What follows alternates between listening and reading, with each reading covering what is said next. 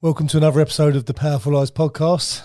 Today we've got our good friend Alex Adamo, serial entrepreneur. I know you don't like being called that, but I've seen what you've done and I'm impressed. And chief negotiator at the Commercializer. Very interesting business. I really want to get your story. Been reading up a lot on you last sort of week and loving what you've done, loving where you've lived, where you've been. It seems like you've done more in the last 5-10 years than most people have in their whole lifetime. So take us back to the beginning, if you don't mind, where you began, and let's try and bring it all the way forward. Thank you, Brett. Thank you so much for having me, and really look forward to talking about my story. But most importantly, I think what I really like to focus on as well today is the future. So where are we going, and where is the world going as well? And how can we support it? So I'm really interested in that as well, because I think the story so far is merely the beginning. Yes. We're still on day one. So in terms of starting, both geographically and professionally, but actually only from a personal perspective, my life started in Italy, where I was born, and then I moved to London when I was 17 years old. I came here to sell paintings door to door. I had a dream, which was to be the best salesman in the world at the time. That's a brave move as well at 17. Yeah, it was. And I think it's very connected maybe in some of the threads that we'll look at later, or some of the conversation that we had earlier. But I had this will when I was 13, 14 years old or so, that I wanted to experience a challenge that was bigger than myself, something that could have killed me almost. I wasn't looking for harm or anything, but I was looking for something that would completely absorb my interest. Something crazy. Yes, in my head, going to a country where you don't even speak the language, and I couldn't speak English very well when I came here when I was 17. I just had like normal school English that is not that great when you learn it in Europe. The basics, necessarily. Yeah, the basics. I couldn't even watch a movie in English to give you an understanding. I came when I was here 17. And I was staying in Stratford in an house shared with 12 people. I only had like £300-400 in my pocket that my parents had given me, to survive the first couple of weeks. And I did a one-way ticket during the summer holidays, as called. So in Italy, you have there's 3 months of time, between June and September, October, where between the 4th and 5th year of high school, where you just don't go to school for 3 months. So I was like, all right, let's do a one-way ticket. I think it was the 2nd or 3rd of June, or maybe 1st of June, when I was 17. And I arrived here and I was like, now the only challenge I have is I need to survive. And there was something that attracted me at the time, because I had, as I have now, an hyperactive brain. And there was some sort of solace that I would find into the challenge of the primal element of survival. 100%. And I was like, you either survive or die. And there's no other way. There's no gray area. There's not, this is your mark at school, but you could have done a bit better. There is not, is this the right career decision or not? No, there is survival. And survival gives me, or used to give me, now not anymore, because I'm not looking for survival anymore. It was a great motivator when I'm early in my career. But it gave me clarity into a world of chaos, to be able to go at it and survive. Yeah, and I do think when you put yourself in that sort of hardcore situation, it's fight or flight. Yes. You push forward quickly, or go the other way, obviously. But I think I love being dropped into situations like that where you have to find a way. Yes, there's no safety net. Yeah, there's no safety net. You're forced to be your very best and give the very best outcome. Yeah. It's a great place to be, and I remember. The reason why I saw a lot of value there, and it's great that, thank you for the question, because now I'm reliving that experience. I remember when I was 17, and again, later I started selling paintings door to door because I couldn't even speak English anyway. So I remember that I was applying for jobs as a waiter when I arrived. And I was quite self-conscious. So I wasn't sure about, what if people reject me when I walk into a restaurant and they reject me. And I was afraid of approaching people, of getting rejection and these kind of things. But then I remember that I sat down, it was somewhere around London Bridge. I sat down with my head in my hands, like really scared. after a couple of days of applying for jobs and there was no success, I couldn't even understand what people were saying. So I was applying in East London and people were like talking to me and I could only see their body language and I could see their lips moving as in, I couldn't make what they're saying, I could understand that they were not making it, it wouldn't work. But I was like, here I need to go back. I left Italy as this guy, was going to make it, was going to survive. And instead now I'm returning, like I need to go back because I'm finishing my money. But then I remember that very moment where I put my head into my hands and I was like, this is it. This is where I die. I mean, probably I was making a point over what was actually was that, but that's how I felt at the time. Yeah. And I said, right, now you're at the very bottom of the ocean. Nothing can go worse than that. Great, now we can only go up. Yeah. And I remember me telling me that, and I went out with my CV and I said, all right, now we're going to get the job. And I walked into the next restaurant with so much more confidence because I was like, I either make it or I die. And people were responding now more nicely to me. They were smiling. And that body language, just it's mad, but the body language is so important. It opened up because I was like, this guy's not going to get no for an answer. And then, funnily enough, by the end of that day, I find like an ad in Stratford where I was living, and I get the job. So I get asked to go into, the next day and get into the restaurant to do a trial. And I remember the day before, like before going into the afternoon, they've asked me to go into the afternoon. I was studying all the words about how do you say spoon, how do you say fork, how do you say cutlery, how do you say water, and those kind of things. And then it worked. They gave me a job. And they fired me after a week, by the way. Oh, really? They fired me because I couldn't understand anything. So people were ordering their breakfast and were like, can I have a full English breakfast, please? Can I have a cup of tea, please? Did you find, because I find a lot of people, I've got quite a deep voice and a fairly sort of East London-y accent, even though I'm not from East London. And I'll go in now, and waiters and waitresses I'll ask for something, and they'll look at me, and my missus then translates. Oh well, I mean, your accent is so clean anyway. So I mean, there are levels of much more, let's say, peculiar or specific or. But there's also so many different English accents. Yeah. So it must be a scary place at 17 years old to come in. Absolutely. I wouldn't know where to start. If I'm honest, so if I went to Italy at 17 years old, I wouldn't know where to start. Yeah, and me neither, to be fair. And I just had a CV in my hands, and I remember my housemates who were also trying to do the same endeavor.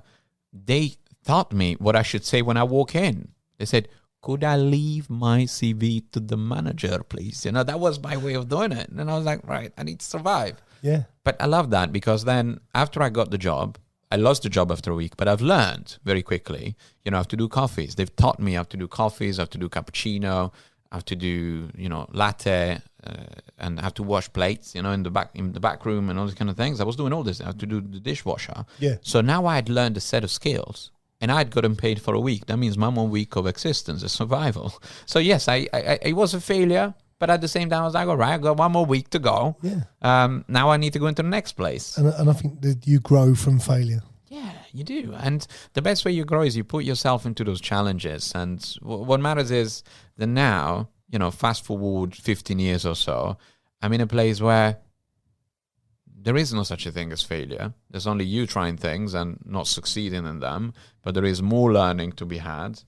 But there isn't a part of my ego that is attached, or connected to that notion of failure. Because you've tried it so many times. But obviously the waiter example is just an example of my attitude. But you learn that every day in business. You can give yourself the word failure. You just, I think, some people say, hey, I don't want to fail. And I think there isn't such a thing like failure. What there is only misplaced expectations. Yeah, very true. Because, in business, you need to try things. And sometimes they're not going to work. But if you learn something out of it, and you can capitalize on that learning, then you've built a process. And that process can give you a bit more than we've done before. So you need to have that kind of attitude. Yeah, I'd always describe the CEO as the firefighter. Agreed. You're constantly putting out fires. And I think that's why you're at the helm, is because you can make decisions fast.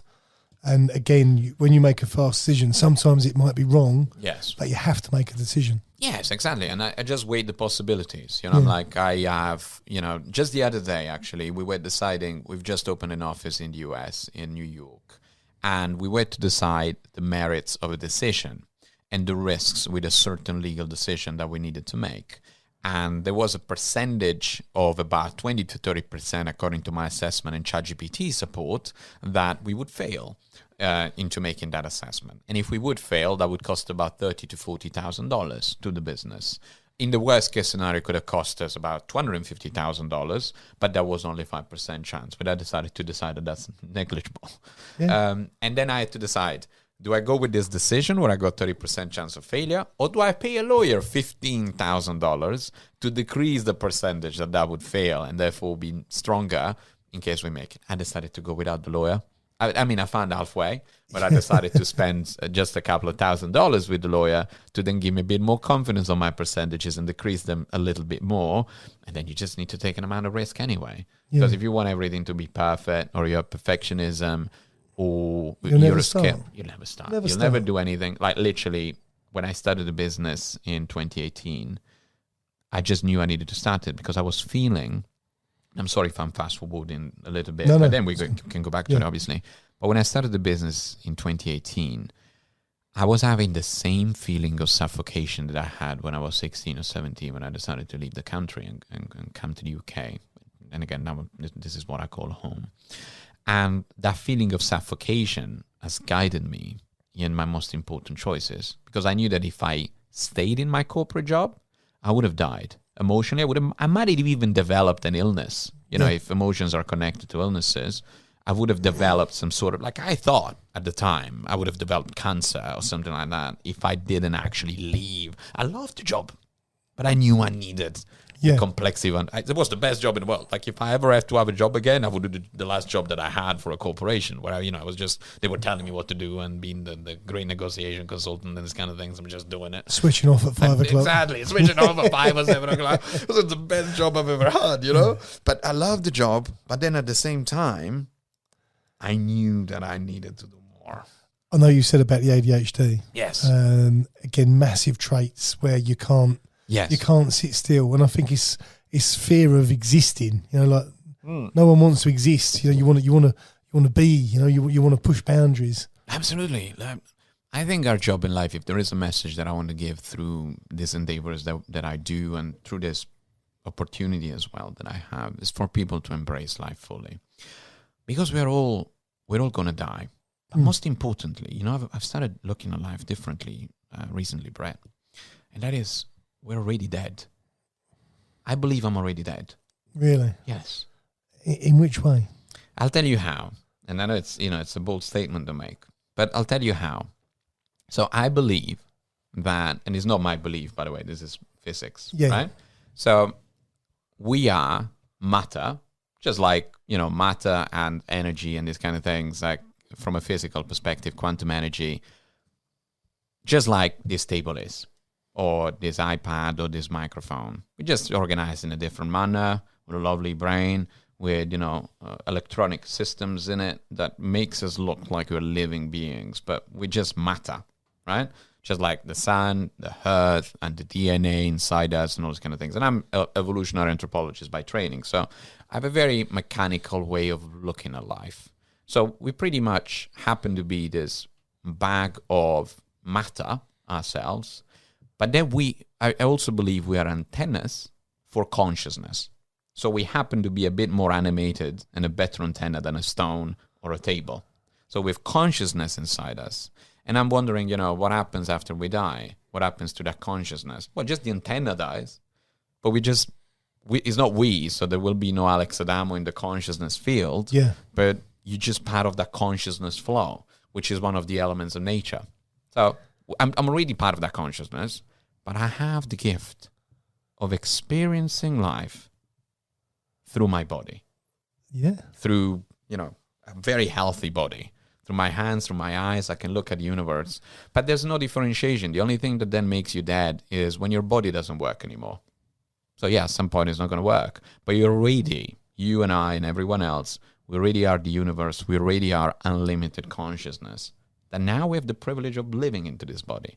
And when you look at it through this perspective, then you're really going to look at life as a gift.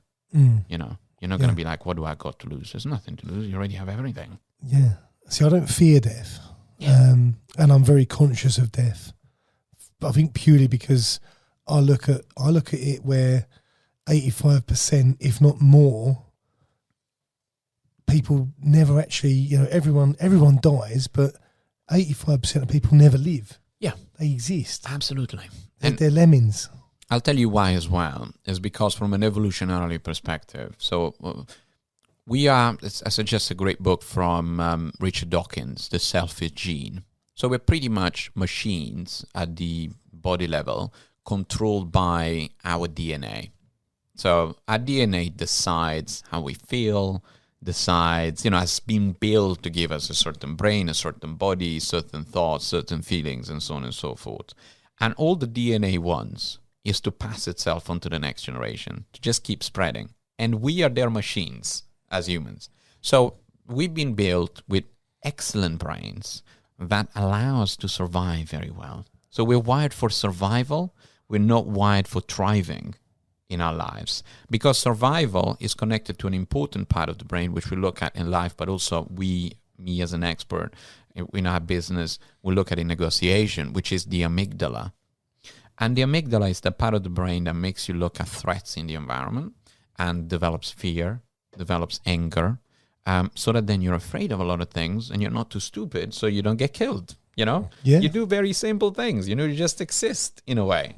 But if you learn how to disable that amygdala and activate what makes us uniquely human, which is our prefrontal cortex, then you're going to be in a position where you can experience life at its fullest, because you're going to decrease the level of fears that the world gives you, and you're going to increase your understanding of the wonderful opportunity that we have, which is to be alive.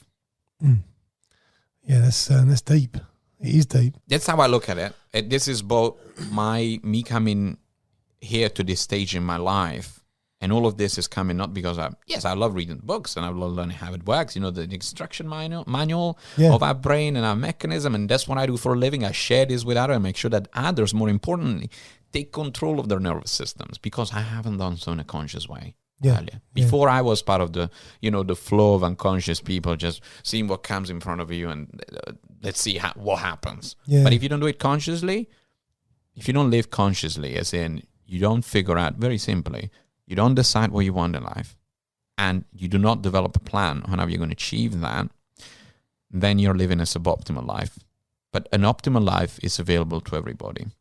And I've come to these conclusions through pain plus reflection. This is something that Ray Dalio, that you might know, is the founder of the largest hedge fund in the world, Bridgewater. I'm a great fan of him. I learned so much from him. And he says, when you put pain plus reflection equals progress. So these things that I'm telling you is the pinnacle of my pain that I've experienced, and I keep experiencing on a very regular basis, that then help me create my understanding of life. And then share it with others, so that then we can help people alleviate that pain. Yeah. I'm not suggesting to remove it. Pain is fun, makes I always come back to the caterpillar. Yes. And every time when the caterpillar thinks it's about to die, that's when it grows wings and. Oh, is that when it happens? And becomes, Is that when it happens? When they think it thinks it's dying, and then it actually evolves. And I've found personally, every time I've hit the bottom, I've grown. That's beautiful. Every time. Me too. Yeah. Me too.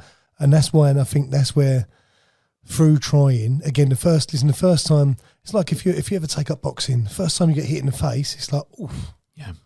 But the fear of being hit in the face is worse than being hit in the face. Yes, absolutely. So once you've been hit in the face 1,000 times, it is what it is. You're not worried about it. But walking to the ring is worse than being in the ring.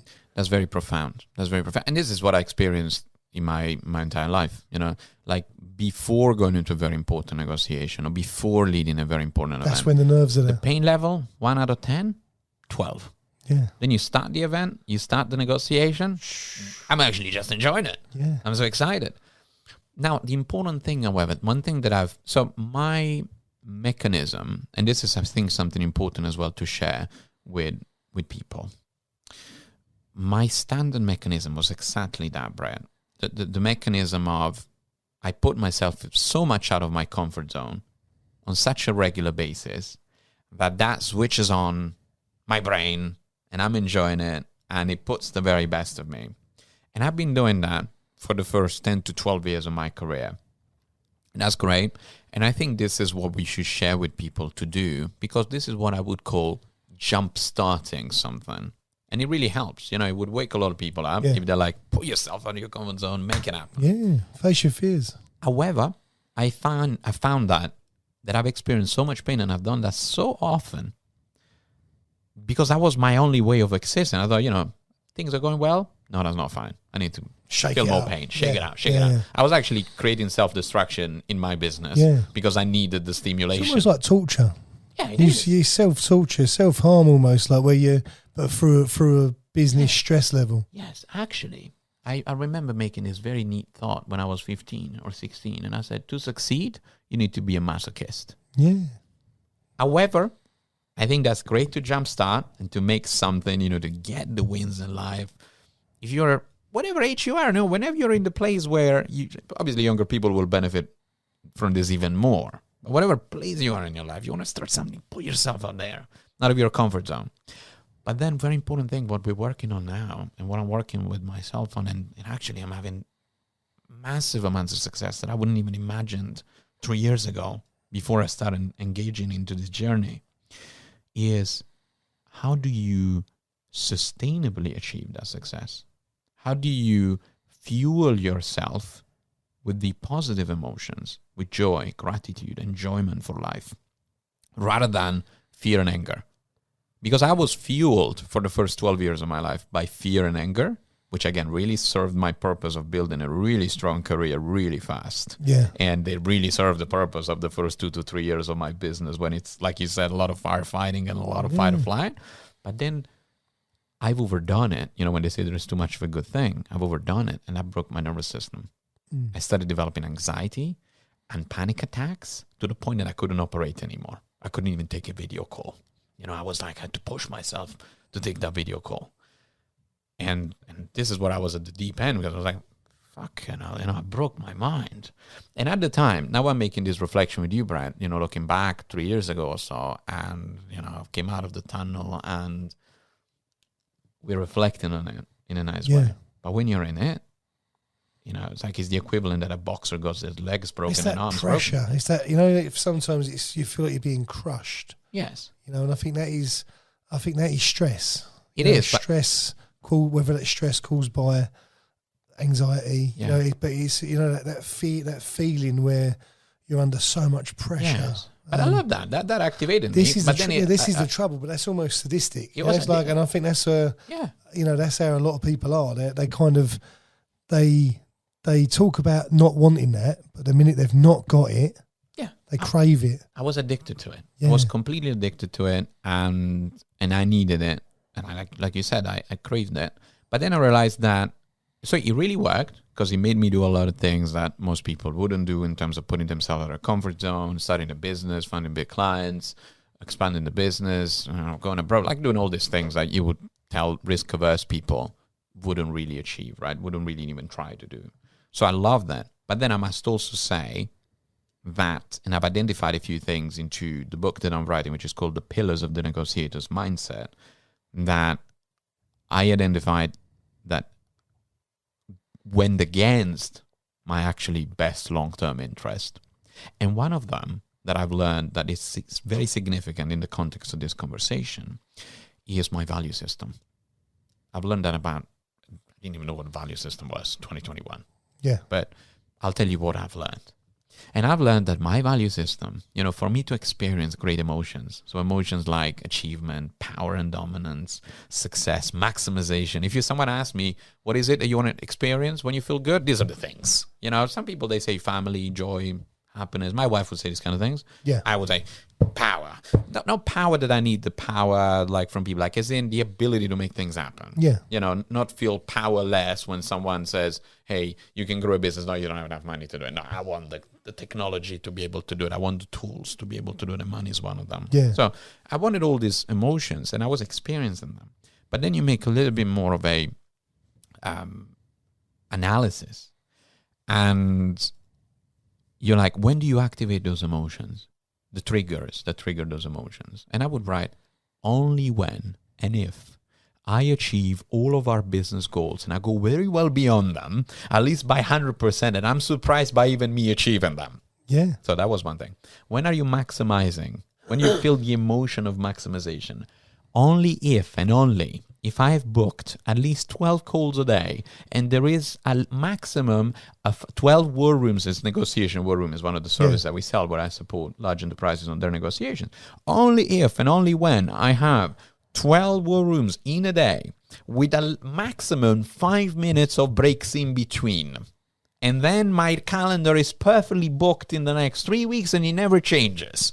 And so on and so forth. So you can already see that there is a trend there. That is the emotions that I want to experience. They were, and then let me get you on the other one and then I'll make the conclusion. The other one is instead, what are the emotions you don't want to experience? And these were fear, fear of failure, fear of rejection, fear of, what were the other ones? I can't remember. I think fear was the main. Anxiety. I didn't want to experience anxiety. I was experiencing it because I was on overdrive and I was doing too many things at the same time. I didn't want to experience that. But when do you experience them? You check the triggers. Just go deep down with yourself. You kind of hypnotize yourself a little bit so you go into the deep levels. I've done this with experts that have helped me do that. And then you're like, the triggers, when do I feel them? Every time I receive an email. Every time I have a workshop every week. Yeah. Every time I have a war room, the minute before the war room. Every time I'm about to talk to someone. Every time I don't receive a response to a proposal within the next 3 hours. Never happens. It happens like people respond after 3 weeks, for that, big client proposal kind of thing, right? So then you easily realize a trend, which is I had a value system, which by the way, most people have, which is it makes it impossible for you to feel the emotions that you want to feel. Really hard. I was being happy and achieving and maximizing maybe twice a year when I was looking at the company results for 2 days. Then I would get drunk, in the night, and the day after I was thinking about next year, right? Yeah. So that was when I was feeling the great emotions. And then I was feeling instead the negative emotions every day, about 100 times a day. Now, you realize how this unconscious emotional mechanism is going to break your nervous system. If you live in fear and anger, like 99% of your day, actually 99.9, and you experience joy and success and these kind of things twice a year, then that's a problem. So my advice to people is, a lot of us, we've been given unconsciously by society an unconscious value system or emotional value system. I'm not talking about right or wrong, about emotional system. And a lot of us, especially the high achievers within us, like you and I and many others that are watching, we make our happiness and our satisfaction and our sense of relaxation conditional to our goals. One of the big things that I've learned instead is that, and I'm using, is that you can be happy anyway. You can have the best emotional feelings. And in fact, you've been able to make them very achievable every day. Those emotions will then give you the emotional fuel to still achieve very big objectives. So now you end up waking up every day feeling like you're achieving and you're maximizing. And in that mindset, you're just going to deactivate your amygdala, you're going to activate your prefrontal cortex, and you're in the very best position for you to achieve the 10x goal for your business, for example. I hope that makes sense. It is not. It actually makes too much sense, if that makes sense. Yeah. Because it resonates, and I've found the last 6 months have been crazy busy for us. And I felt like, for me personally, it's been quite a dark time. I am angry all the time. Yes. Partially tired. I don't feel like I don't think I'm the best version of me, but we're making money. That's good. It's great. Yeah. But you are, I think you start desensitizing, the angrier you live, because you're always dealing, people only phone you up with problems. You don't get the nice stuff. And Brett, anger gives you certainty. I've been existing on anger for the first 12 years of my career. Yeah. Because anger was making things happen for me. Yeah. So I mess things up, I call you the fuck out and I shout at you and you make the shit happen. Yeah. Because otherwise I know that my business is going to go down. I'm not going to let you down. Yeah. I was living like that. I was waking up. I would make the metaphor of a man or a wolf even with blood over my mouth, that figuratively, of course, and wanting to go out and kill. Yeah. That was my primary emotion, which again has served me very well, and I still use it when necessary. But now I activate it only on demand. I think it's Jordan Peterson says about having to be dangerous. It doesn't mean going out and killing every day. Yes. But you have to have that element of danger there that you don't get walked over. I listen to that and as well. In business, I think it's people have to take you serious. Yeah. You know, to do good business. Absolutely. I think so. Like he says, you know, potential danger is very important. Yeah. Because you're like he says, you know, like you're not a nice person when you're unable to hurt someone. I'm not saying, you know, physically, I'm talking business-wise. Yeah. You're not a nice person when you're unable to create problems and create danger. You're a nice person when you can create danger and when you can destroy, but you decide not to do it. Yeah. Because it's within your decision. You know, if you're powerless, not being a nice person, you're just playing your submissive game in life as it just become more powerful. And it can mean anything, you know, whether with your business, whether with the decisions you make. You can live a very empowered life without having to make hundreds of millions with a business. Have you found business over the years has made you a totally different person from the 17-year-old who come over with, you know, a few £100 and a hope and a dream? So I don't think business itself made me a different person, because in my head, I realized, and this is when I was in the corporate job, you know, the couple of corporate jobs that I had, I realized that I was always an entrepreneur in terms of attitude. I didn't even know what the word meant, though. You know, when I was 17, I was the president of the Enterprise Society at university. And when they made me president, I still didn't know what the word entrepreneur meant. I had difficulty spelling, probably still do, in terms of, you know, vocalizing it, pronouncing it properly. But like, I didn't know, because my parents come from a background where my dad used to be a civil servant and, you know, make about €1,100 a month, and still does now in his pension. My mom is a housewife. So neither of them, nor did I, in my upbringing, knew even what business was. You know, he would tell me about a P&L, revenue minus cost equal profits, or anything within the economy. I just thought it happened. You know, there was no understanding for me what entrepreneurship meant. So I think business as such is not business that changed me, that made me evolve, if you will. I kept the same attitude and the same mindset. A very important thing, the naivete that I had when I was 17, you know, just trying to think and say, hey, let's try and do it, you know, let's see how it works. I lost it when I've developed a lot of anxiety at the beginning of my business career. But then that journey, that journey of pain that I've experienced for about 24 months before finding a great solution that I'll share with others, that journey of pain made me then engineer and make it conscious. How did I get back the naivete? And now I kept the drive, I kept the ambition, and the naivete of a child, which I'm enjoying so much. So yeah, the business journey has been both working for others and building my own businesses has gifted me with so much joy and learning on a daily basis. How do you feel that you still stay so hungry for business? Because a lot of people get very comfortable. You know, they start making the money and then they go into the comfort zone. You seem like you're still driving. Over the last few years, indeed, I've reached a level that it wasn't beyond what I thought I was going to reach. I'm still on day one anyway on that. So there was that high level of ambition. But you're right. Once all of your needs are met, and you know that the next step, you know, the only next step that now I can make, you need like hundreds of millions for me to get into a point where I'm like, all right, next level. You know, when all your needs are met, where you can go on holidays wherever you like, you can eat wherever you like, whenever you like, you got the house that you like, you can provide for your family, and all these things are met, then you're like, what's my motivation now? So at that point, I experienced a little bit of a hole, you know, when I reached a level of wealth or earnings that I was like, right. So now I don't have the survival. It's the second album. You know, the second album bombs. Yes. Because they've not got the hunger.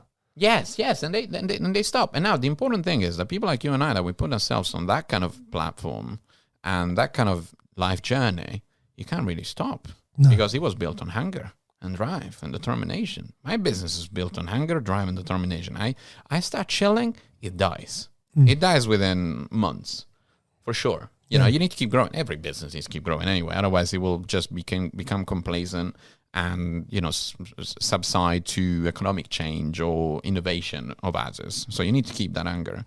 Where is my hunger now? Which, by the way, is 1 billion times more than satisfying my own ego for significance and wealth. My mission. Why am I here? Why am I here? What can I do in this empowered body, very healthy body, in the next 60 to 70 years before I die? And now, that's what gives me hunger now. And my mission, now that might sound very lofty, but I'm happy to share it. No, let's hear it. I want to make my contribution to avoid humanity's self-destruction. I'll tell you the thesis. The thesis is the following. I see that as an anthropologist, right? I see a world where there are two main threats. One is pollution, and sustainability, and the way that capitalism has evolved into what we would call unconscious capitalism. Now, actually, let's start from the fact that we're Homo sapiens sapiens, and I think we're a great species designed to exist in a smaller amount of people or in a bigger world. Because, when you were tribes, it was fine if we were killing each other or nothing could happen up to about 200 years ago that would have affected the environment in such a way that it would have destroyed humanity. Instead, capitalism and technology and the great human inventions and creativity have created a point where our industries, our factories, they pollute the world to a point that is becoming toxic for ourselves. And within, a few decades, they say, we're going to die because of that, or it's going to be an irreversible process. So that's the first problem. The second problem is we've invented weapons like nuclear weapons that if someone, their amygdala is a bit hyperactive and someone decides to take a bit of an ego game, and there's a lot of egotistic people nowadays running the world, they push the button, we're all dead equally. So the problem with Homo sapiens sapiens is that we've grown to a point that we affect too much our existence and our environment. And Homo sapiens sapiens is not designed to exist or live in those conditions because we're going to destroy our own world. So what we need now is an evolution from Homo sapiens sapiens into Homo conscious. What's a Homo conscious? It's someone whose amygdala works a bit less, who doesn't, make decisions based on fear or the fact that we're afraid of the next government, or we are afraid of people that are different from us, or we're afraid from foreigners, or all these kind of things. Is someone that makes a decision based on their prefrontal cortex reasoning, understanding what actually works best for me, for the environment, and everything else. How do we develop that? By allowing people to be a bit more conscious, to give them even more joy, to give people a better existence. Because I think a lot of us, we got all of it, like a lot of people, they have enough in terms of health and earnings to be able to say, you know what, I deserve a bit of joy. Of course, things can be improved. So what can be my role within that in terms of the mission? Helping people to become more conscious. I find the world at the minute an extremely depressing place. The world of? The world in general. Yes. Like the world at the minute, you talk about yeah. joy and happiness. Yeah. And I know, obviously, we spoke off camera about like London and how London's become. My goodness. When was the last time you walked past someone smiling in London? I know. You know, it's like, and there's a huge thing. You know, is this part of a bigger plan to control everyone? And quite possibly it is. But I think it's happening on its own. I mean, I don't know if there is someone behind the scenes making it happen, but yes. It's like a self-destruct. Yes, that's what's happening. Because also, you know, the problem is that more than ever, we're influenced by social media, we're influenced by the news. So we exist in a world where amygdala is the number one thing. Fear is the first thing you think about every single day, whenever you open the news. And you know what I did? I'm a business person, running businesses working on the largest deals with the largest companies in the world. But you know what I did? I removed the news from my phone completely. The only two papers that I read is the Wall Street Journal and the Financial Times. That I read every day. But these papers, they're reporting about the state of the economy, whether Biden is going to stay as Democrat or not, whether there is a war going on. These are the general things they tell you about. A business report rather than the comic. Business report. Not the thing about, hey, a person has been stabbed next door, or a 3 people have been stabbed in the UK this week, for example. Now, I read that thing first thing in the morning, it's going to make me a fearful individual. But the problem is that in terms of our brains, we're plagued as we have lots of those great book from Daniel Kahneman, Nobel Prize, Thinking Fast and Slow. We're plagued by heuristic biases. So if you read on the newspaper that someone has been stabbed, you're going to feel fear as if someone was stabbed next door. Whereas if you think about 3 people being stabbed in a 65 million population or 70 million population, it's actually a good number. Yeah. It's not too bad. Yeah. Now, obviously, it's best if it wasn't happening, but it doesn't grant me to live on fear for the rest of the day. My missus, we spoke about going to Germany for a Christmas market, and she went, it's too dangerous. Something always happens at Christmas. So you live in London. Yes. You work in London. That's right. And the Christmas market, the first thing that comes to mind is the terrorist attacks of 7 years ago or so. Yeah. But we're designed to remember these things because they aid our survival. Yeah. But then equally, if you surround yourself with all these news reports, all these things that are happening, where would you ever go? Exactly. You wouldn't leave the house. And we are, but anyway, we are surrounded by these things. We are, we exist in this world, and this is where all this unconscious negativity, unconscious pain and suffering is created from. And then you worry why people make decisions that divide us as people, because all you're looking for is security and survival. Instead, if you can create a system that makes people more joyful, then you'll create a more united world. And this is the first time that in all countries, instead of fighting each other, will start working together against pollution. And they will say, let's demilitarize the nuclear weapons and all these kind of things. But that can only happen when the people that vote our elected officials are in a good place in their head. They're joyful, they're grateful. And obviously, yes, you need to work on the economic side, but the emotional side is not even being looked at. There's obviously what you've said there about people voting. A lot of these countries, the votes don't matter. Yeah. No, they don't. That person's already in. There's the dictatorship. What vote Putin? Yeah. What's going to happen if you don't vote Putin? Absolutely. He's Absolutely. in. It's self-elected. Yes, I mean some of them you don't even have the democracy that allows it. So there is a system that needs to be developed. I mean, ultimately on my side, I don't even know whether democracy as the state of the world is the best way to run countries. Because the problem with democracy is that you get, first of all, you give a vote to people that have no idea about what's going on. So I don't think, I think you should give more points to people, more votes to people that they take an interest, basic interest. Like, who's your prime minister? What year are we in? This kind of small things. But what are the 3 main issues going on in the world today? Like, if people take an interest, I think they should have more of a say because they're more specialist than people that have never taken an interest before. And a lot of people, they get a vote, whereas they don't have the ability to actually express an informed opinion. So I think I would give more votes to people who are more informed, one thing. But then most importantly, it would be about paying people well to be prime ministers and presidents. Like, you pay prime ministers and president 150K it's crazy. a year. Yeah. I wouldn't do this job in a millionaire for 150K. I would only do it for charity, to help. They do it for the spin-offs. And that's a problem. It's a problem because because Tony Blair was getting 150 grand an appearance as soon as he left. Yes, but then again, you end up getting the wrong people in the job. Like, running a country is an extremely complex job. So you get people that are skilled at diplomacy and that are skilled at self-promotion and that are skilled at understanding politics and winning votes across the little circle, and that they can smile well on camera, right?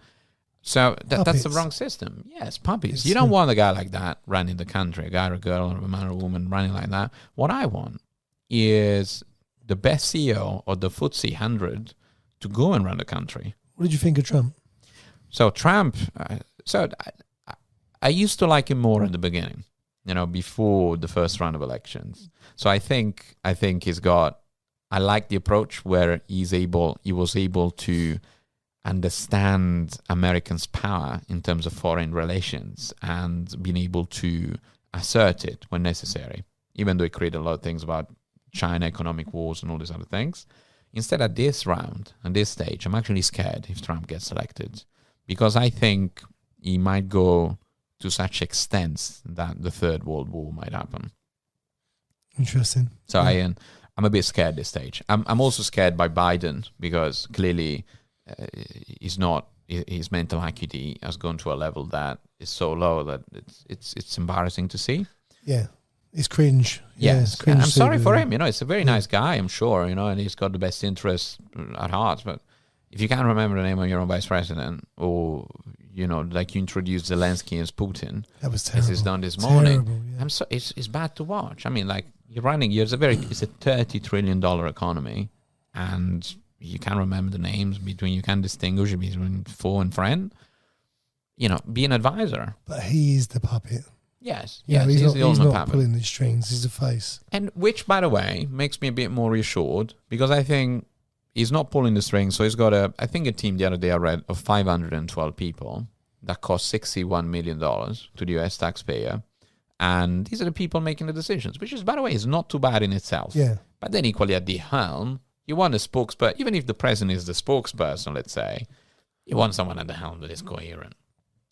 The big trouble with this always comes down to money, because power can obviously bring a lot of opportunity, misplaced power. Yes.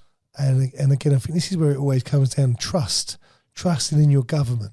We see it across the world. How much money's been raised for comic relief, and there's towns and towns who still haven't even got running water. Yes. But the government are living in absolutely £10 million houses. Absolutely. That's unacceptable. And the trust. This is a big problem. We've seen it with our own government over here, where they're misusing, they're giving their friends contracts. There's big backhanders. Yes.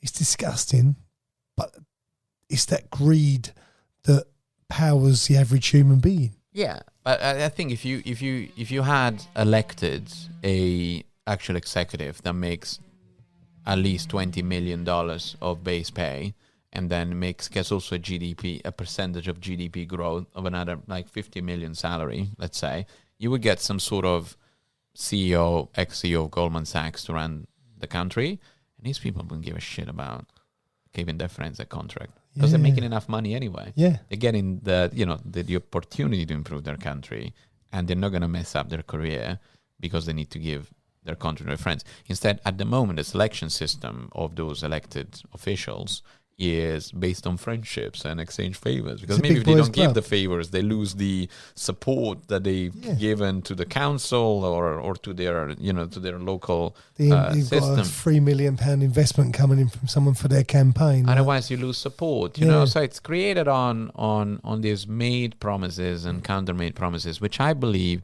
is highly non-optimal for the country. Instead, you want to get best people that want to get the job done. If money is their motivator, you pay them well. I mean, what is it, 100 million in a $2 to $3 trillion economy for your chief, commander-in-chief, and then also the ministers? I would pay them 10 million minimum with bonuses if the target goes well. Never getting the best people on earth. And if you get the best people on earth, you only get them in private sectors because they make more money there. Yeah. It's basics, selection. But I wouldn't invest 20 years of my career to become a politician. I would do it part-time. If someone really called me, not now, in 20 years' time, and, the business has gone to the maximum they can ever go, and I can't support the country to make the very best decisions, then I might take it.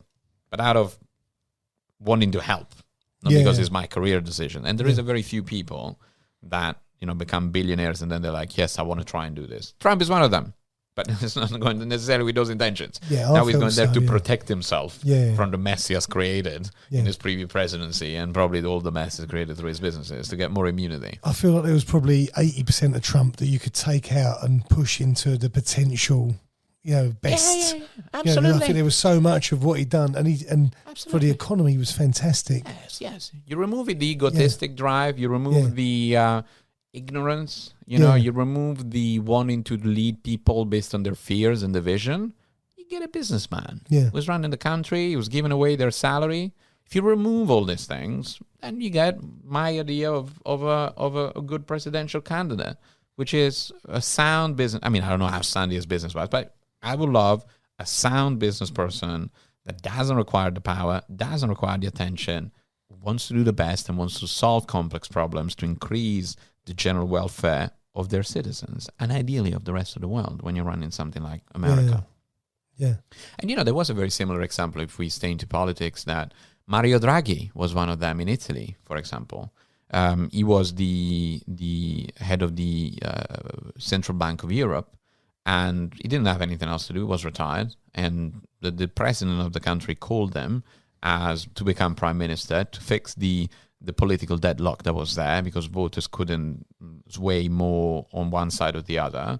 So he formed the government and was putting his best intellect, for the service of the country. Best man for the job. For example, some people might agree or disagree with him, but I had a guy who was highly qualified, who's run his business career and his institutional career, who was actually retired. He didn't even want the job, but the president said, please do it, because we need someone to run it. And he was like, all right, I'll do it. And the moment that people started playing games, he resigned. He said, sorry, guys, like this, if you don't give me the power, I'll leave here.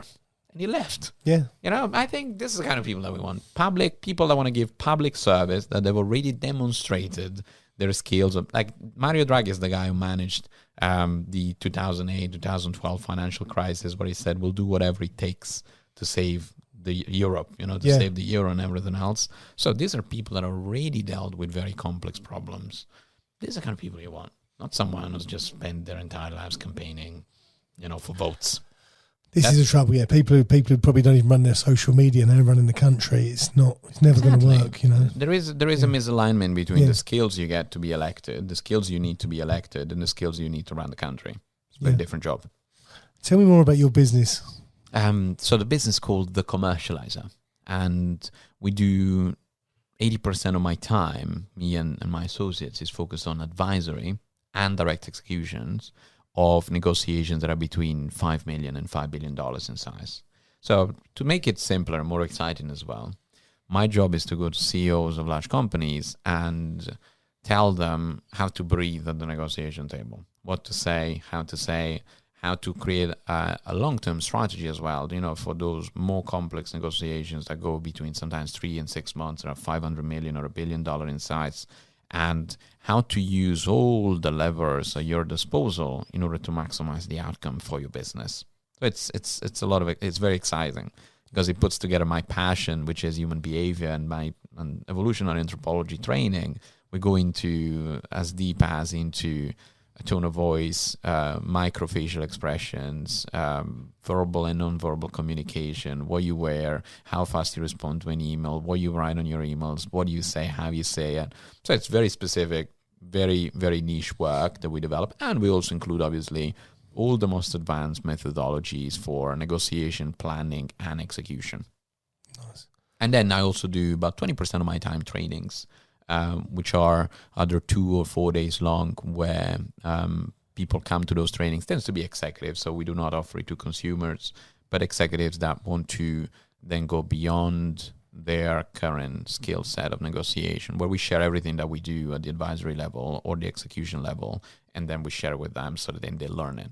But the most exciting thing that I've been doing recently is to inject into that what we call the negotiator's mindset, which is part of that experience I told you about, going through anxiety. Everyone that I find now in companies is stressed, and somehow there is a high element of fear that governs their life. And I think that's a suboptimal life when that happens, because I experienced it and I was living on that for 12 years. Yeah.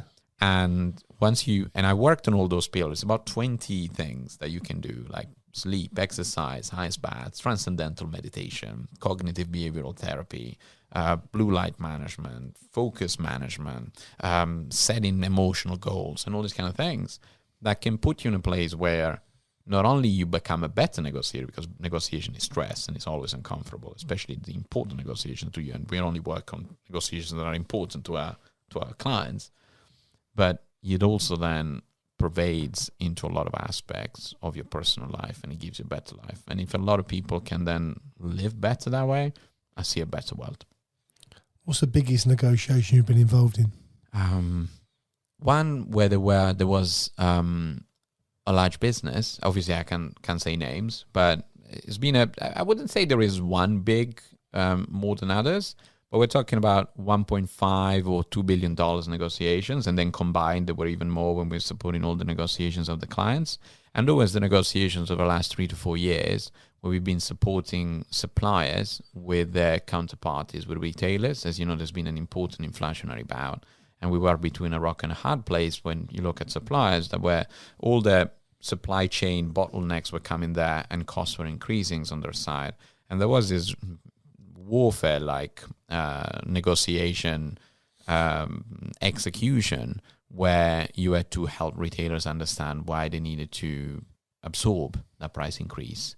And that was a significant amount of work and a significant amount of tension for everyone involved and all the companies that we were supporting. But extremely rewarding, because we help companies achieve their targets, go beyond their targets. So that's something that we've seen a lot of that in the last sort of year or so, especially where they can't pass all costs on.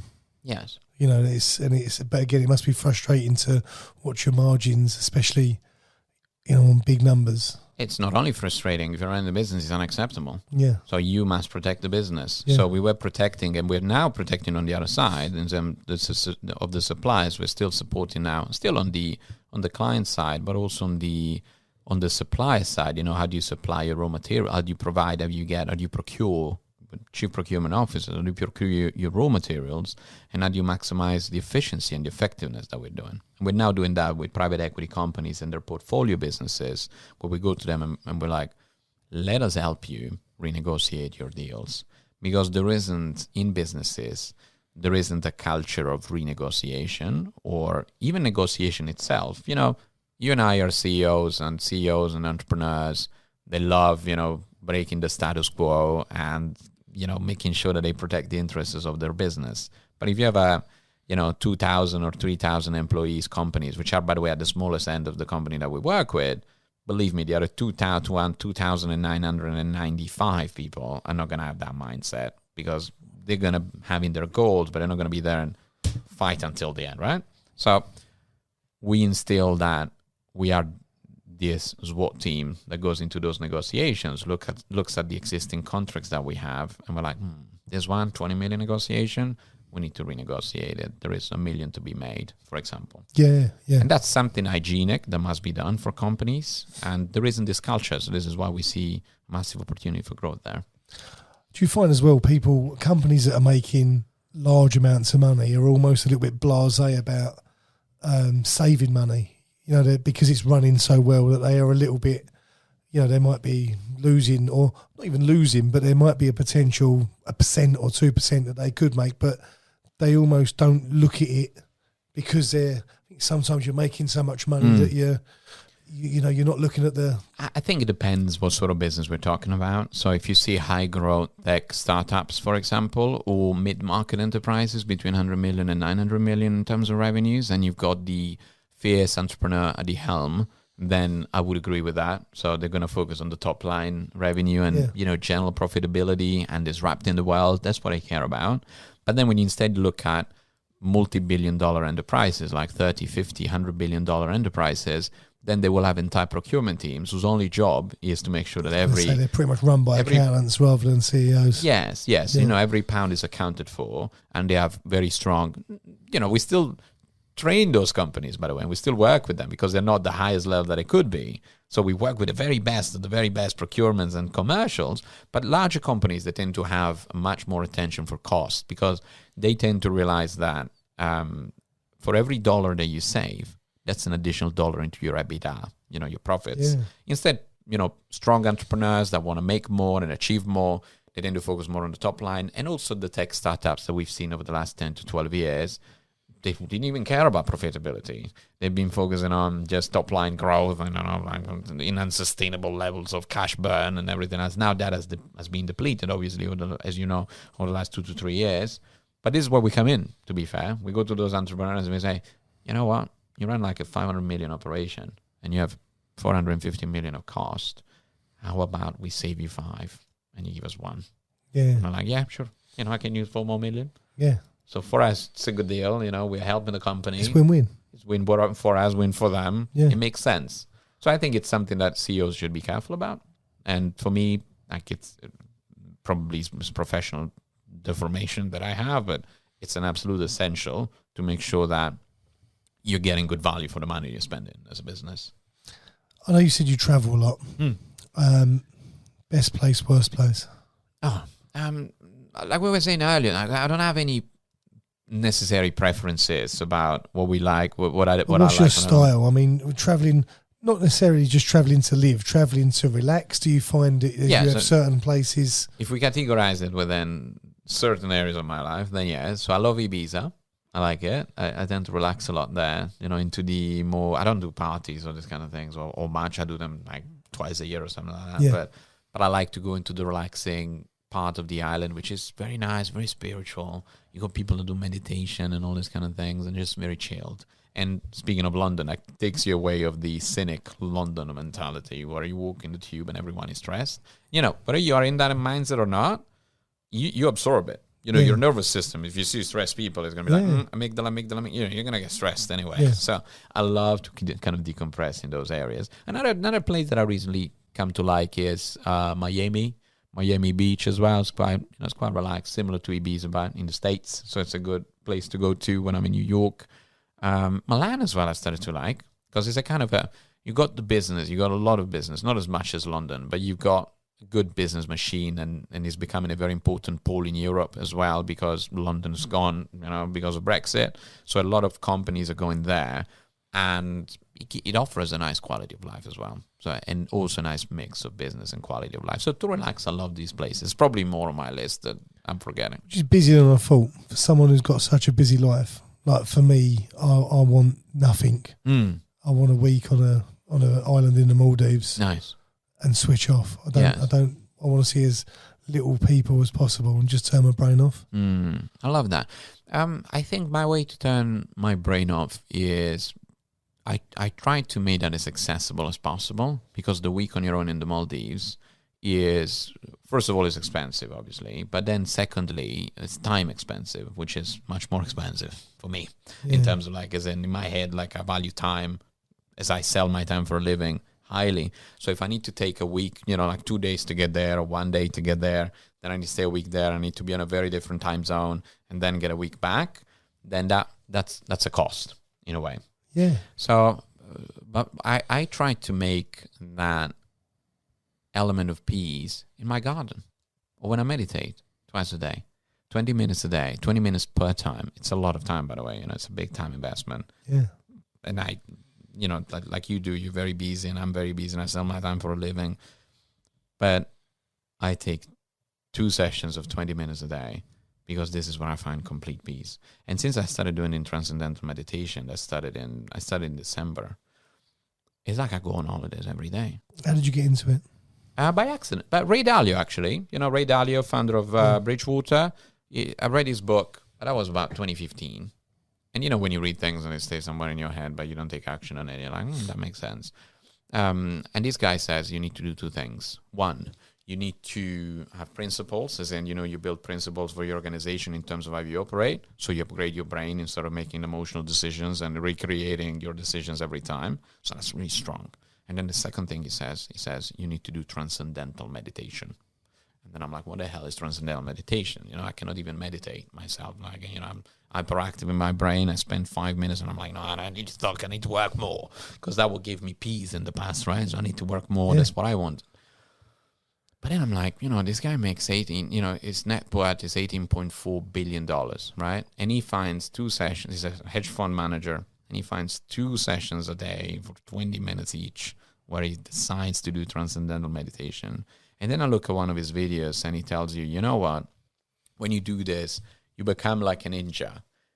Things that come at you start slowing down. You're able to assess them rather than take immediate action. You're able to realize what's going on. How do you move? So you see, you have more clarity. You make better decisions. And at the stage I'm in now, which is the quality of my decisions, is so much more important than the amount of hours that I work. Even though amount of hours is still important, because I'm a consultant, but and I'm still the product of my business. But it's less proportional in terms of you work one more hour. If you work 10 hours a day, you work with 10% more. No, it's not like that anymore. Now I need to make very good decisions in terms of how do we scale the business. Smart, still hard. You work hard, but working harder to the point of exhaustion. Am I saying that correct? Exhaustion.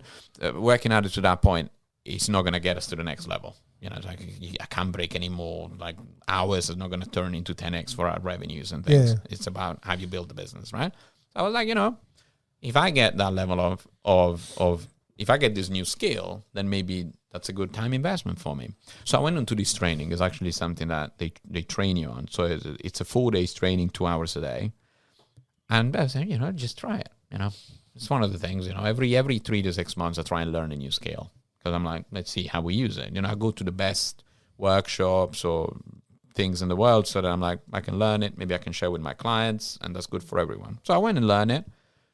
And Brett, like from day one, I've experienced this place of peace and joy and gratitude that I was experiencing very rarely. So, but the best way for me to describe it, the effect that TM, they call it TM, has had on my performance is that, when you wake up in the morning during a month, and then in a month you would have those 4 or 5 days that are really good, that, everything is aligned, everything is working. And then you have the other 20 days that are like core performance, you're good, but not the very best, you're just doing your best, but you're not when you're nailing it. So doing TM has increased those level of 5, everything is going really well days, into 25. 26 days. Yeah. It's still like 4 days, like a shit day or something. It's normal. But it has maximized. You're becoming the best version of you. Right. And it's probably has increased as well my intelligence or something by 5 to 10%, which, at our level, when you're running a business, it's a lot. It means less stupid decisions, It means less, I remember without TM, and that's the amygdala functioning less and the prefrontal cortex functioning more. No more, no less.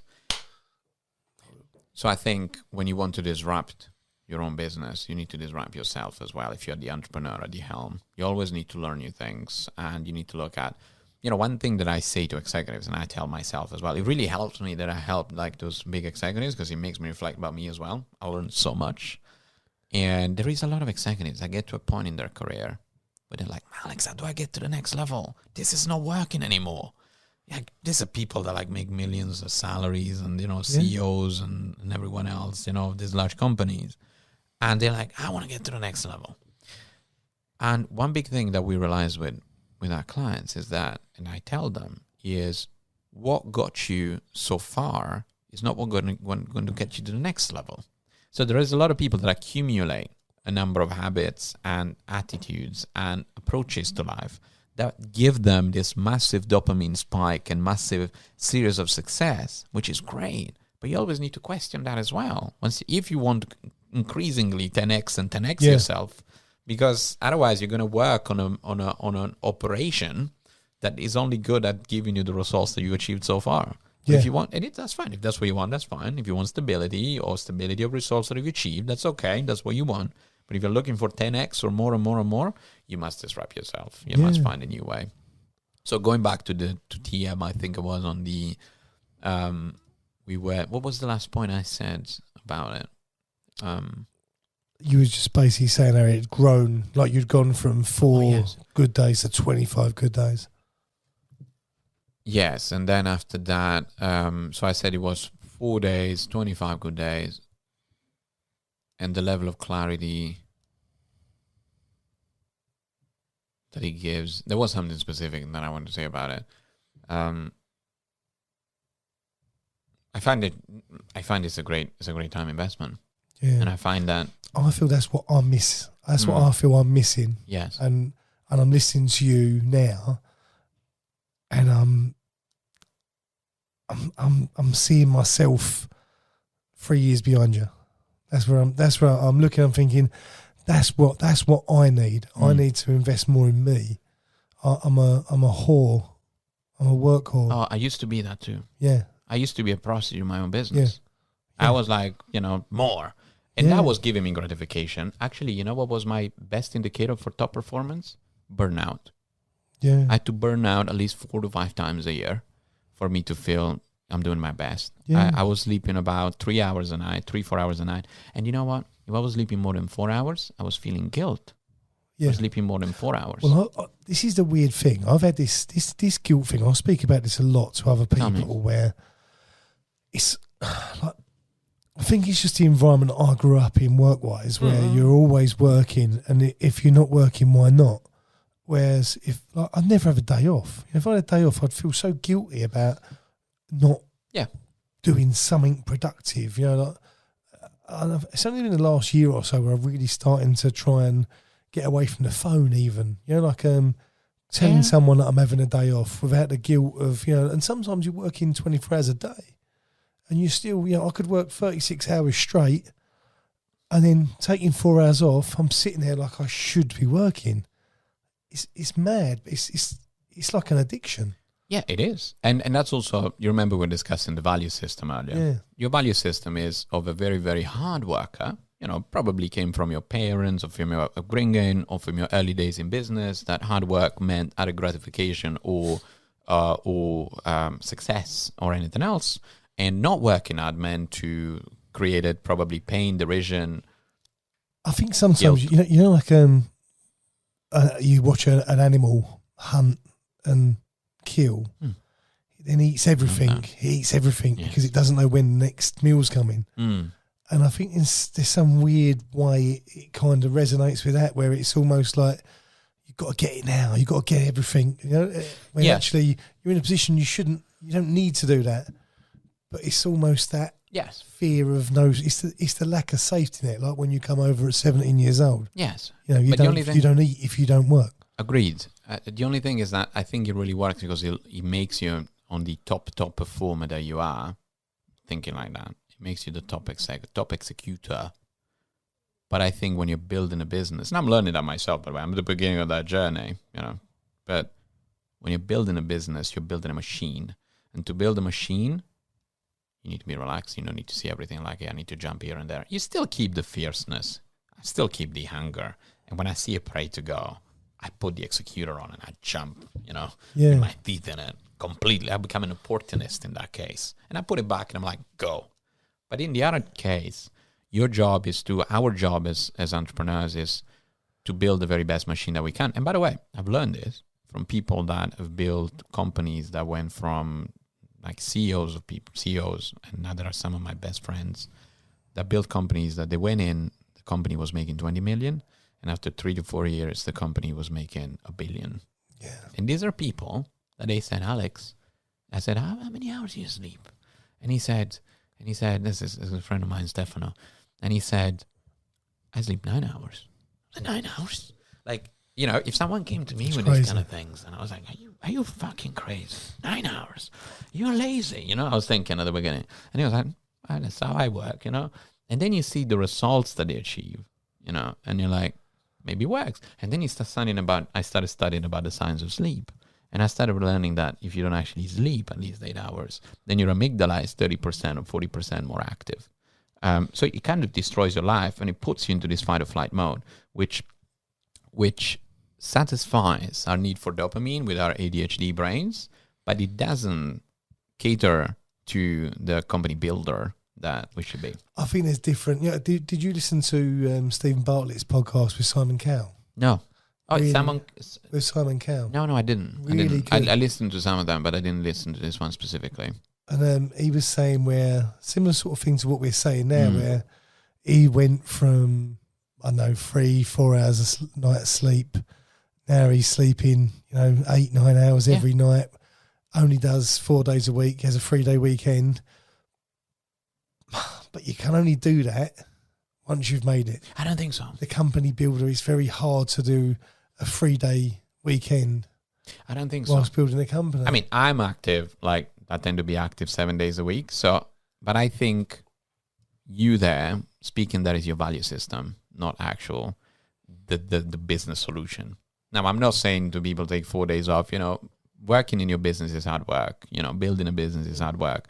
But then equally, you need, I think the very best people, and that's what I'm trying to work on. I must say I've been quite successful the last couple of years, especially from the both business perspective. But that was, I probably we would have found a way to grow anyway, but with a lot more pain.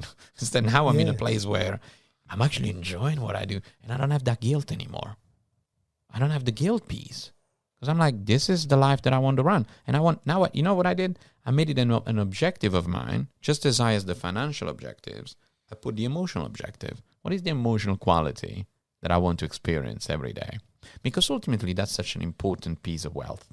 There is a lot of billionaires that are angry, pissed off all the time, or they're in fight or flight mode all the time.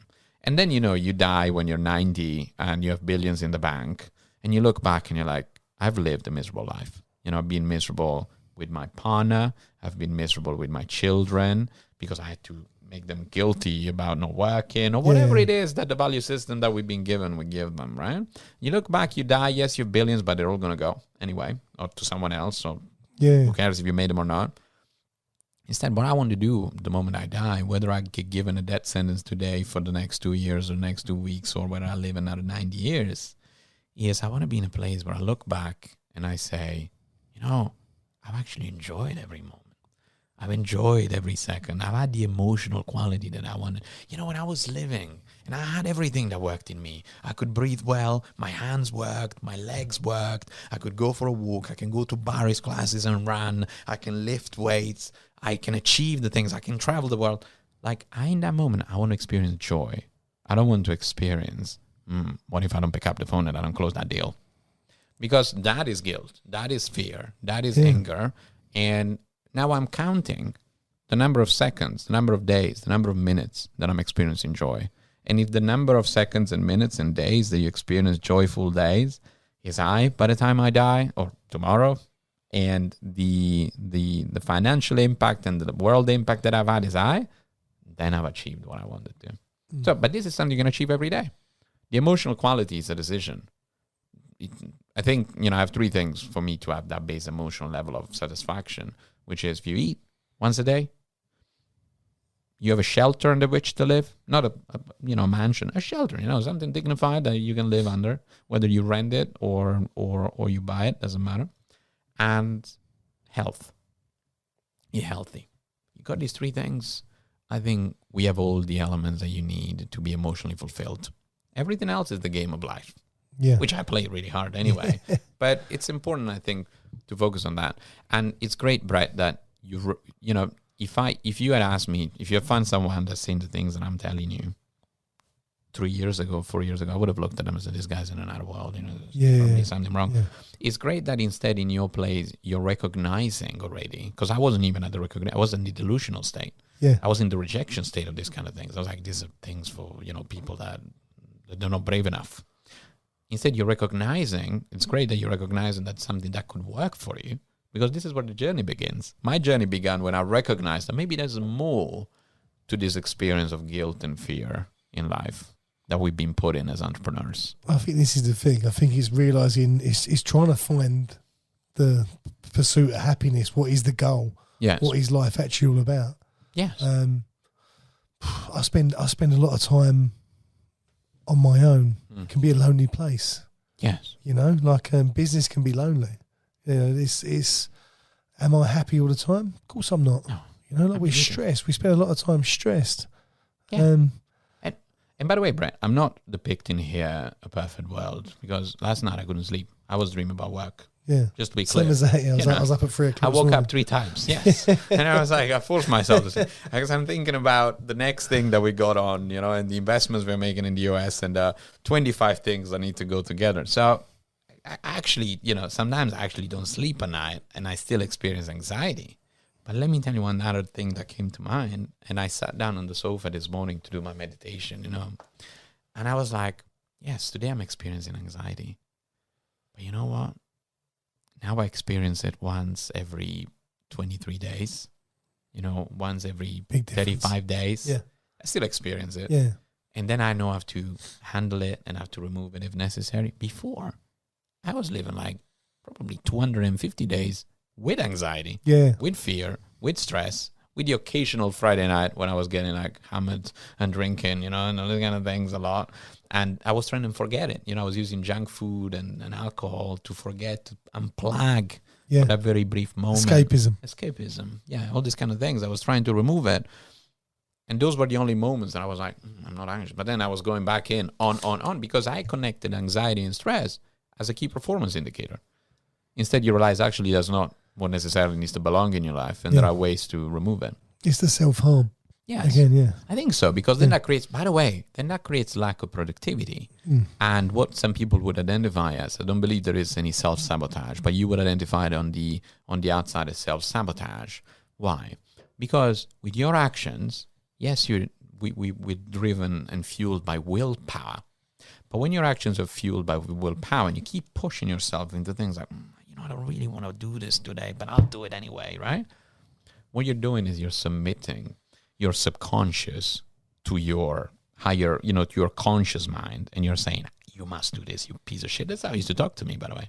That was my internal conversation. Yeah. That's why I put as the pillars on negotiation mindset, cognitive behavioral therapy, how you talk to yourself. I wouldn't talk the way I talk to myself to my worst enemy in the world, but I did. You piece of shit. You just did this. This was the things that I was telling myself. So you're in a position that when I forgot the train of thought.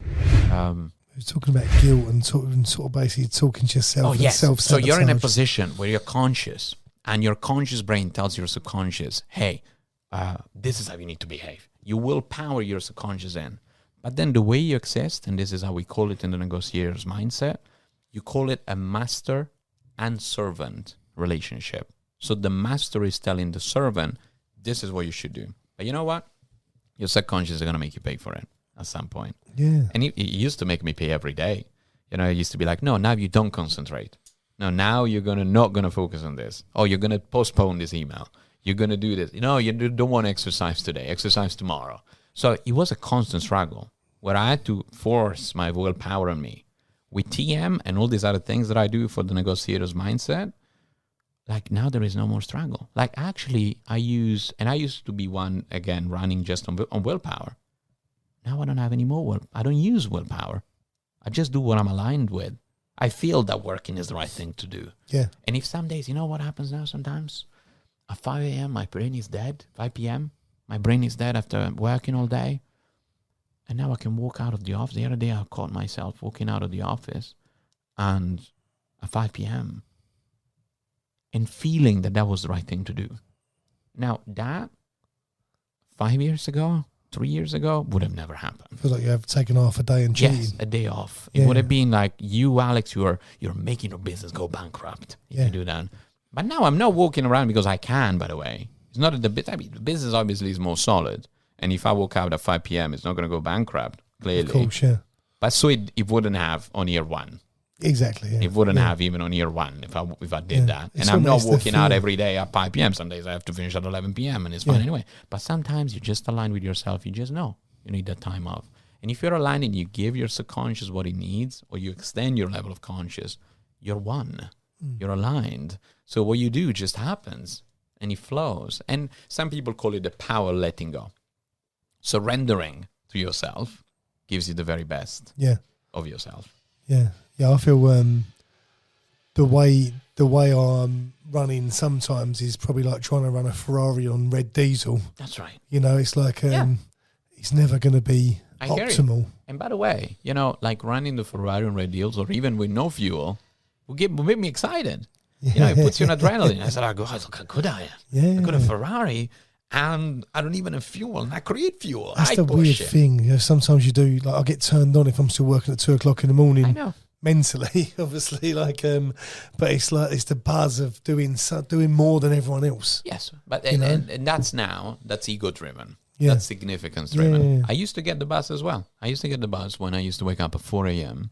and I used to go for a run and then the gym at 4 a.m. for like 5 a.m. Huh? You're winning. Yeah, and I used to look at the lights of people turning on at like 5:30 a.m. in the morning, and I'd already come back from the gym, and I already had worked on, like, how I used to send emails at 3:30 as well, to CEOs, potential clients and things, because I was like, I'm working harder than everyone else, and I used to feel good about, me waking up earlier than others, looking at the lights of people on, and again, that was great way of building my, let's say, work ethic.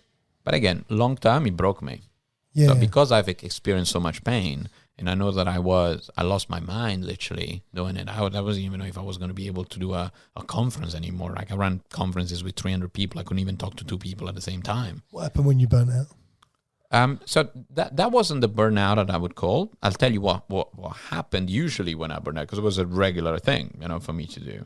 But when that happened, I developed. So the bad thing that happened is a very good thing. One of the biggest gifts that life gave me, because the pain allows me now to talk to you about all this great journey that I had. But what happened during when that happened is I developed anxiety and panic attacks. But instead, the general burnouts for me, I realized that I had them because it was inability to make decisions. So I was in a place where I became like a functioning, kind of malfunctioning machine of my business. So I was employed by my business in a way. Yeah. And I could only function on adrenaline. I could only function on very little sleep because that was the only moments that I had that allowed me not to think. So it gave me peace to be just in the battlefield in a way. Yeah. So the burnout for me, however, was very clear when you had moments in the business, which is natural in our environment, where you don't deliver for 2 weeks, you don't have anything for a week or so during like slow season, like holiday seasons or these kind of things. And now you need to think about how do you strategically grow the business. And now you're pretty much a useless person sitting on your desk, looking at a laptop, Staring. yeah. And you cannot do anything because you're not motivated from the external thing. Now, negotiation, big thing, take a flight, jump there, because you don't have that external motivation. And then I realized, so I realized that I was I was operating as a great executive within the business, like as in a great individual contributor within the business, but I couldn't operate and build a machine. Because if you operate and build a machine, you're in front of your laptop, you make great decisions, you're clear in your head. Yeah. So I realized that wasn't suited anymore for my business growth. And then again, the call came when I was like anxious and I couldn't even talk anymore.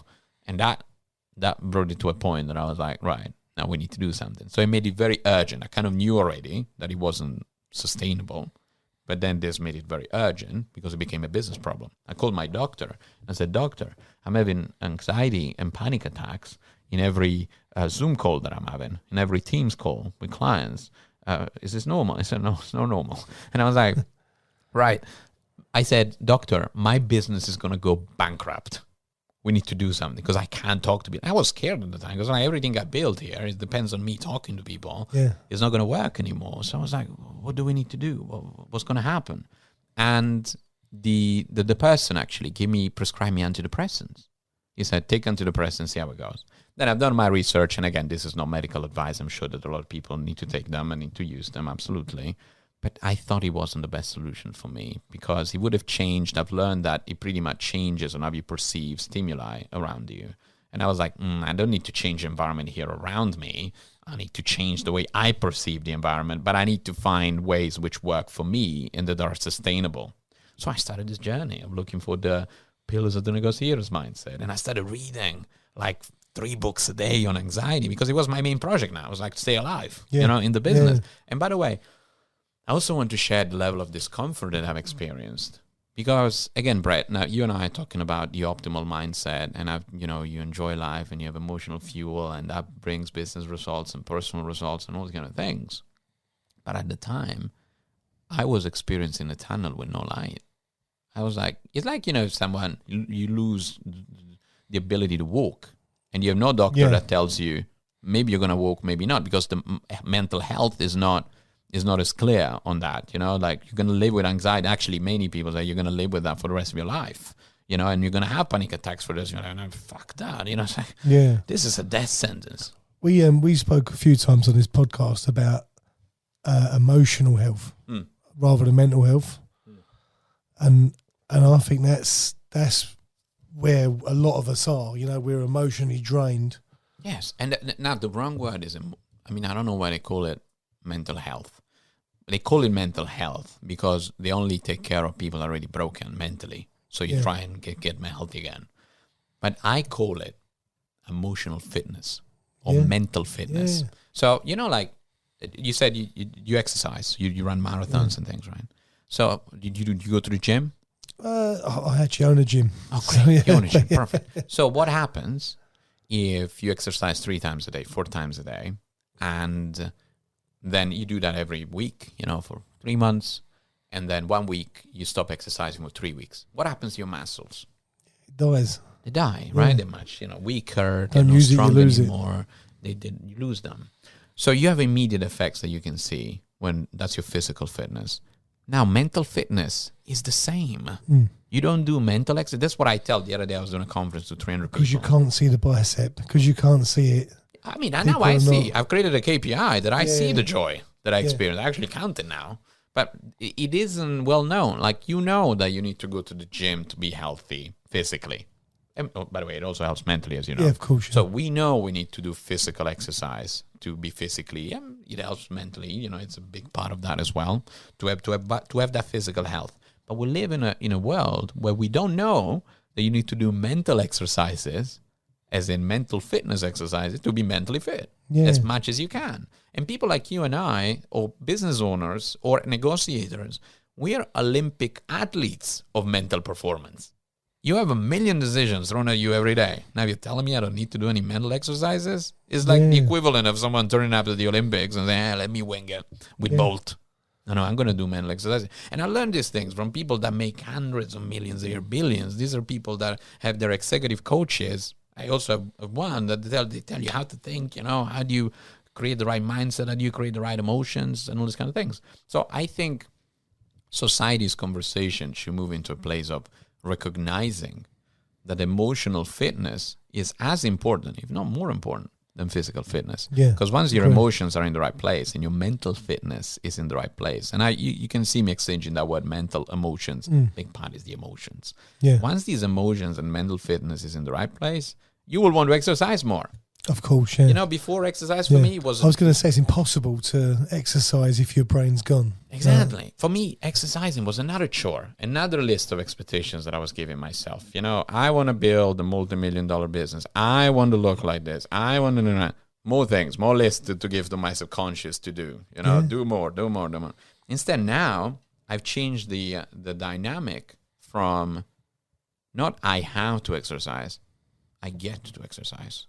And now when I do my runs and my gym session, I look in the mirror and that's my gratitude hour. Where I'm like, look what a great healthy body I have. And it's not egotism. It's me being grateful to nature and life. You can do it, yeah. We can do it. Yeah. So now, like sometimes I make this example in my workshops or the conferences. That is, how would you feel if... Imagine that you didn't have the use of your legs. You lost the use of your legs. Touch wood. We don't need touch. It's not going to happen. It's not going to affect whether I say it or not, right? But touch wood anyway. That you lost the use of your legs, and you couldn't use them for like 10 years, and you got used to this kind of life, right? And then one day you wake up from bed, and you put your legs on the floor. And they work. You can stand up. You can do a few steps. They work perfectly. How will you feel? Incredible. Yes. What emotions would you get in that moment? Joy.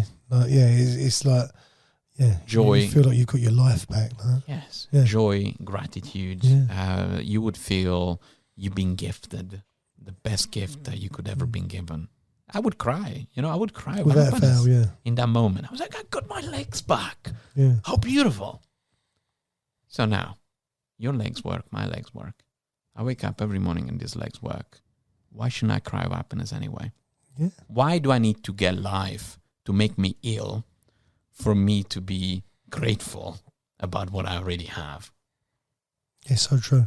The money game, we're going to play. Yeah. But if I wake up in the morning and I'm already grateful and I'm already joyful, do you think I'm a better CEO if I'm joyful and grateful, or if I'm a better CEO if I'm pissed off and angry with everything? Yeah. Yes, I mean, there's a lot of these movies that fictionalize and then say, you actually need to be angry. This is the way of the CEO. But actually, I think this is just what we believe it is, because movies don't actually depict reality. No. And no one responds well to anger. Exactly. And you see movies. By the way, I still have a lot of it. I'm not saying I don't have it, and I'm not saying, but I'm aiming to ensure that that's not my primary emotional fuel anymore in a conscious way, because otherwise I know that I'm not putting myself, my business, and my people in the best possible position to thrive and to actually achieve our goals, which is the mission and everything else. Obviously, we need the business goals and we need to achieve as much money as we can, because it's going to give us more power in the world to make things happen, and it's going to support the mission. I'm uncompromising about it. And equally, I'm not saying but, and we need to get the best emotional experience I can, because I'm not getting out of here having lived 90 years of miserable life just to help others. I want to help others, and I want to get a great journey. I want to. Well, we said off camera, there's always this big stigma about whether you want to be rich or happy, Be both. Yeah. Strive for both at least. At least you should try. I mean, the moment you, like, I think 90% of the game, like for me, changed a lot in end of 2021 or so when I started in this journey and I've learned those things. When I just put as an objective, people like driven, people that are driven, like business people and entrepreneurs, I just decided to put my objective as important as my financial and business objective, my emotional health, not health, my emotional fitness. I want to be extremely fit emotionally. I wanted to be the guy. I wanted to take back, and you've asked me, how did my journey change from 17 to where I am now? Well, one thing that I lost during that journey was the naivete, the innocence that I had as a child. As a child, I wanted to try things. I didn't have emotional baggage. I didn't have, what are people going to think of me baggage. I didn't have a reputation. So I was like more innocent. And I lost that because I started thinking what people would think if I make a mistake. I started becoming much more rigid in my decisions because, that was an important part, because I was afraid of experiencing, of others experiencing my witnessing me failing. Because I was like, now they think Alex is this, and I've achieved the love because now they see I'm successful or anything. Yeah. Now I couldn't care less. I'm like, it's my journey. It's my life. Yeah. I've got that innocence back. Once you let go, I think is a powerful piece. Absolutely. It's a great book I've just read. I've just finished the audiobook yesterday. I do it during my commutes. And it's called The Power to Let Go. I think John Pink also is the author. I'll have a look. Yeah. Great book. And he discusses some of those things. Discusses about transcendental meditation, about the completion technique, which I'm starting to learn about, which is really interesting. Apparently removes like emotional blockages. And again, all these things that I learn in Brett,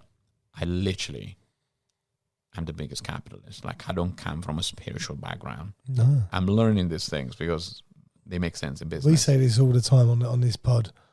3-4 years ago, I dismissed everything. Yeah. Everything spiritual. Yes. And I'm non-religious.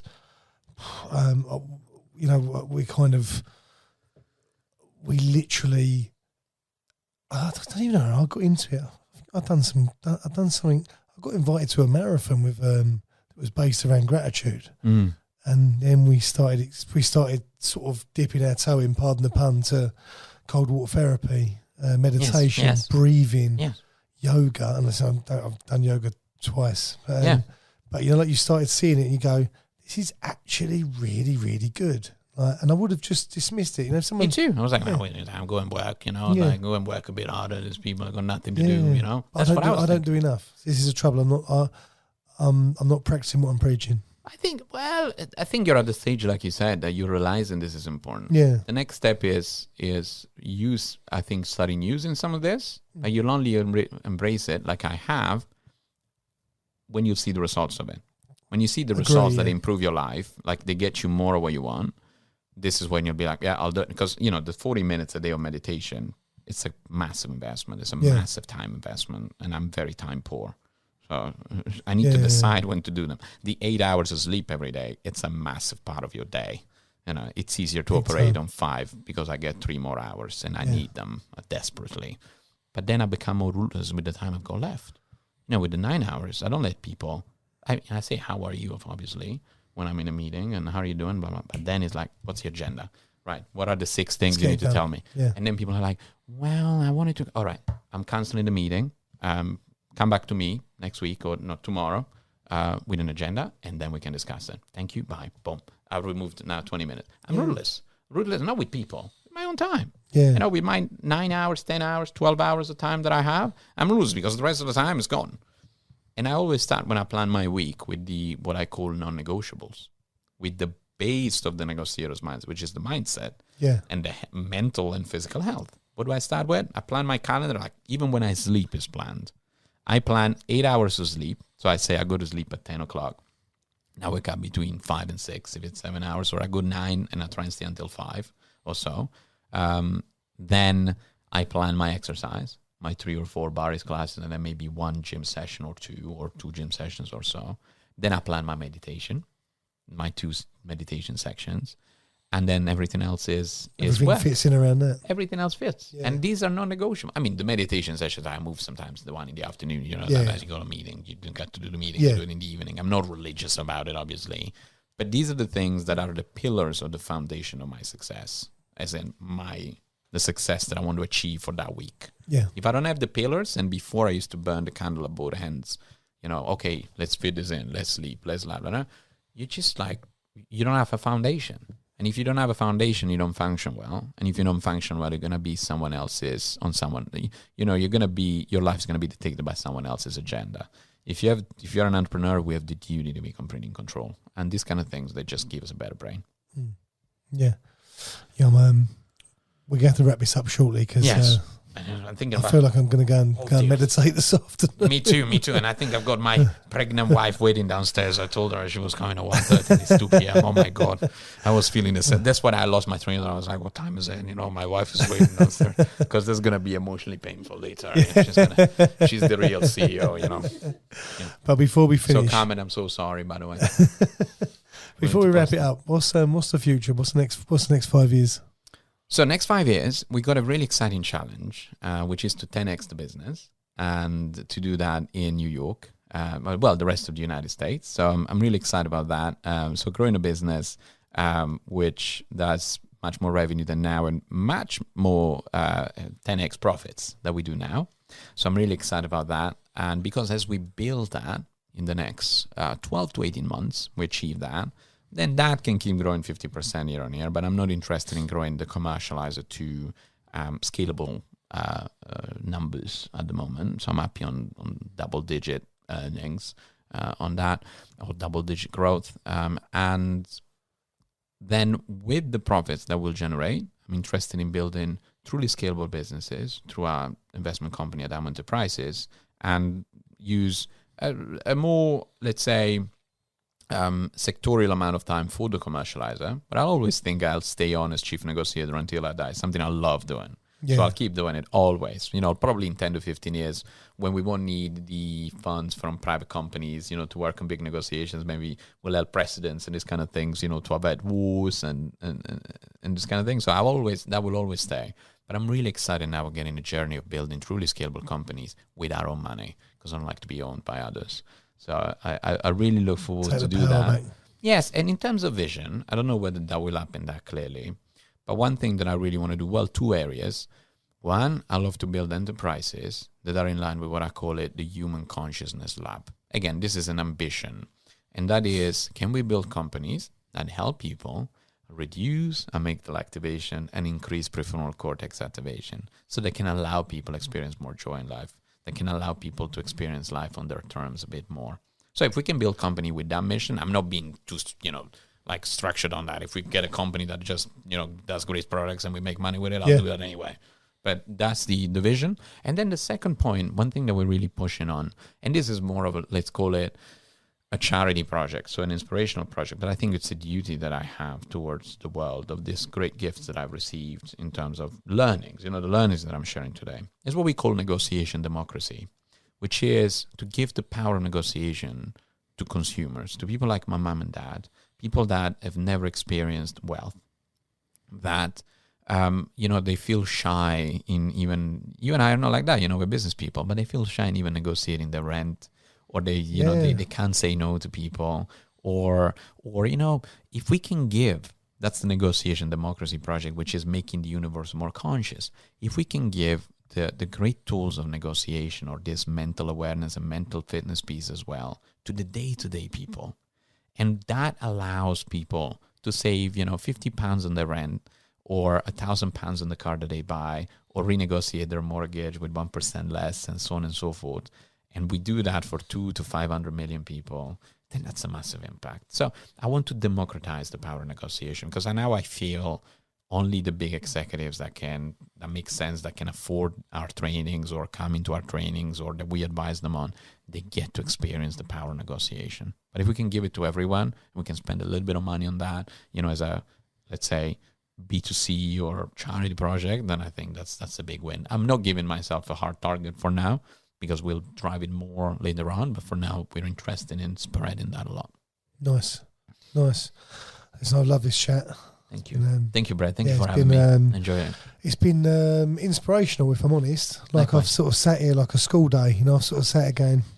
Me too. I love it. This is how I learn as well. And I hope this is the first of many, that we catch up regularly, to help our followers, to help people that are watching. and we grow together. Let's 100%. enjoy it. Let's experience the journey. Before we go, where do people find you? Thecommercializer.com or alexadamo.com or my hashtag Alex _Adamo _. And I share a lot of those things, actually, the things that I just shared with you. And that's part of the Negotiation Democracy Project.